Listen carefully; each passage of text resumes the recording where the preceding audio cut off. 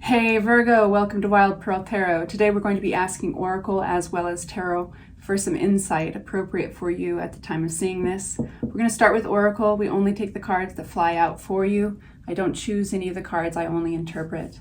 And if any of the tarot cards fly out in reverse, that's how we read them on this channel. If you've never been to my channel before, I really appreciate you stopping by, you guys. Consider please giving it a like, even subscribing, becoming a friend. If you'd like for me to pray for you and send you my good juju, say hi in the comments section, and that way I've got something that represents you. Then I can focus on, oh my gosh, really? Oh, I'm taking all of them. A big chunk flew out and that never happens, so I'm going to do it. I'm going to read all of them.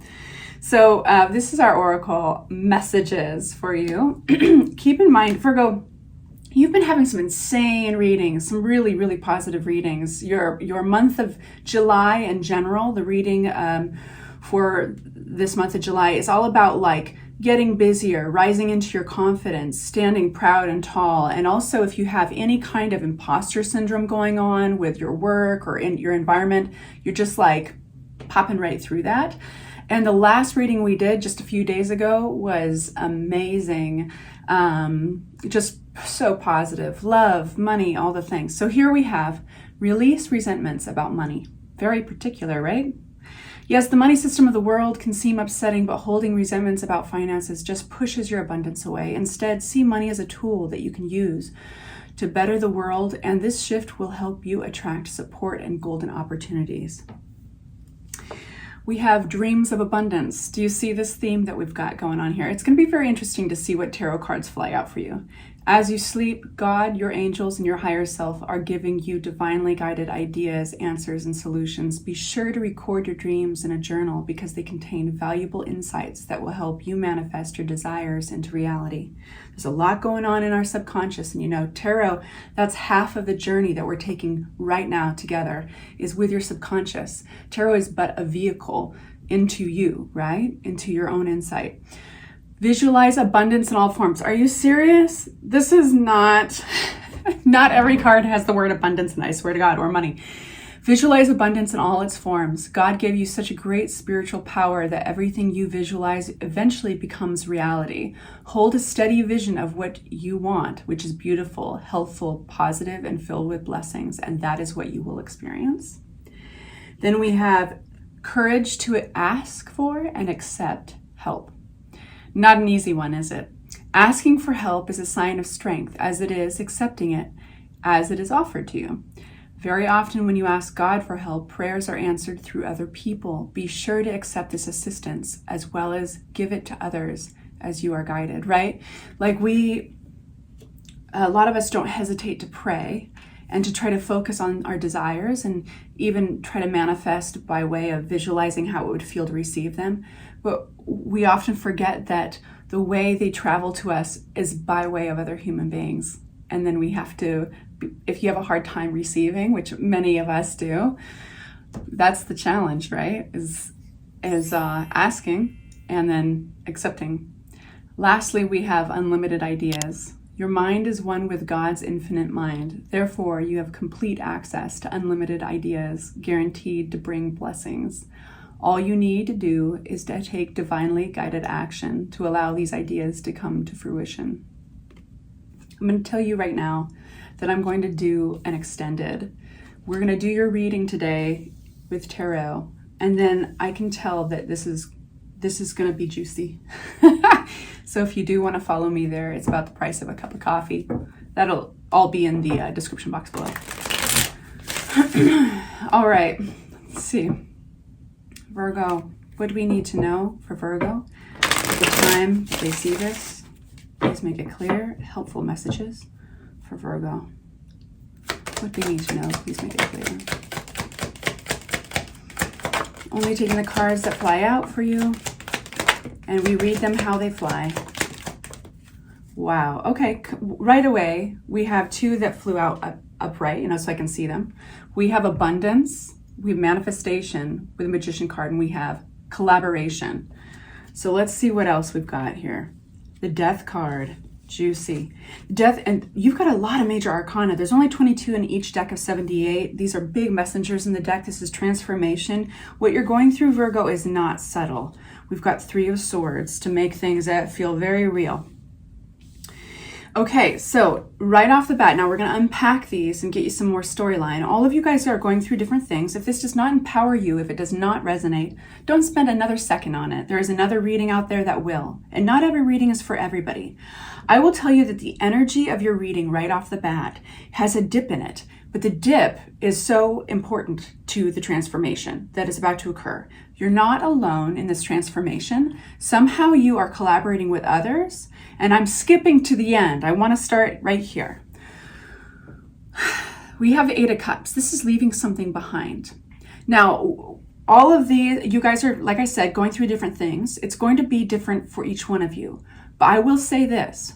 What it has in common with all of you is that the thing that you're leaving behind, you at one point took a lot of time and energy you devoted to this. You know, it's represented by all these cups stacked there. And his back is turned to these cups. And why? It's because he's taking a leap of faith, going towards unknown lands, possibly greener pastures, using his intuition just to go in another direction. Because anything's going to be better than wasting their time more on this thing that they've already spent so much time on. For some of you guys, that's going to be a relationship. For some of you, some others, it's going to be how you devoted yourself to your work.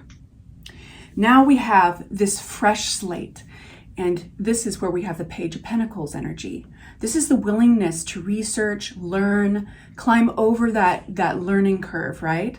This is the willingness to be humbled by being an amateur in something, being curious again.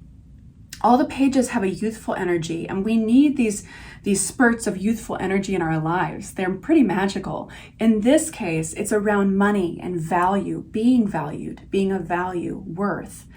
So some of you guys may be researching new ways to make money. Some of you guys may be diving into your own self-worth and building upon that, okay?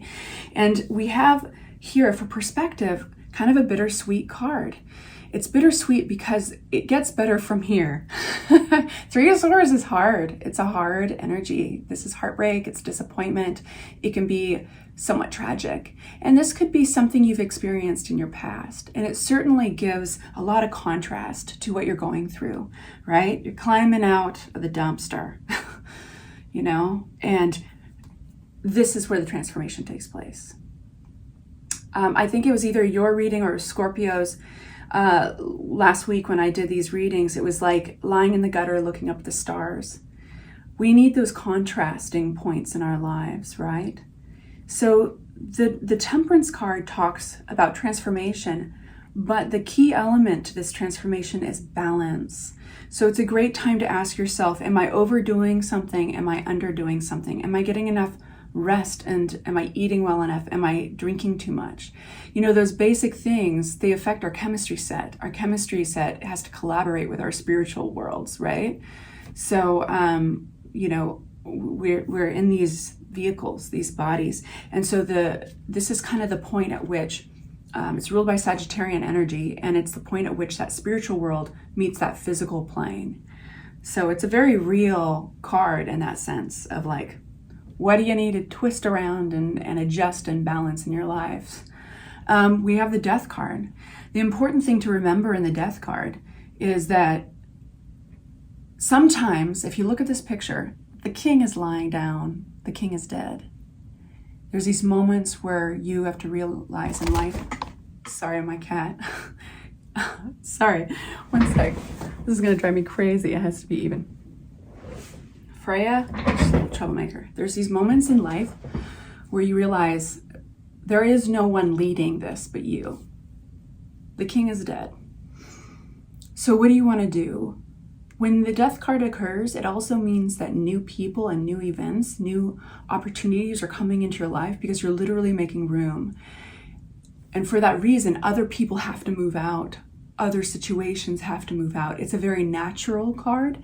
It doesn't mean literal death. It means like basically the seasons are changing in your life and you are leading the way. You know, whatever represented the king, the thing that maybe you were holding on to, like, well, maybe it was an excuse, or maybe it was an actual person in your life that you kind of revolved your energy around. The power roles are shifting in your life. Like, who do we look to when this king is lying on the ground? And this person, there is this Pope, and there's the woman and the child. All these are talking about, where do we go emotionally when we feel death at the door, meaning transformation and change at the door? Do we go into a place of complacency, like this woman, where she's not even looking at death itself? She's looking away, and she's looking at the things that she misses and the change that has left her. Or do you look at the Pope, which stares straight into the eyes of the death card, of the death on its horse? It's like, okay, I see this change. I see it coming. I see you. And I'm up for this. What are we doing? Let's collaborate. This Pope is willing to collaborate with death. You know, so it's very fascinating, actually, when you look at the symbolism in the cards. I don't usually point it out so dramatically, but the death card in this case is on the heels of transformation. It's a beautiful card for you, because now we have the choice to collaborate. This is basically the choice to collaborate with change that is signified with death. And now from that place, it is asking, what if? What if my dreams come true? What if I can actually create that company? What would I have to do? What would be required? What if I actually reached out and asked this person for this? What if I collaborated with these energies? What if I went on a dating website? It goes on and on and on. This is manifesting energy.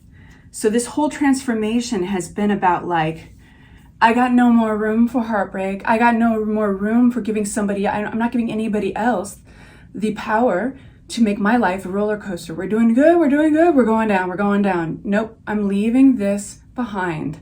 I'd rather take my chances on greener pastures and go into the unknown. And at that point, when you strike out on that course, that's when you don't need this king any longer.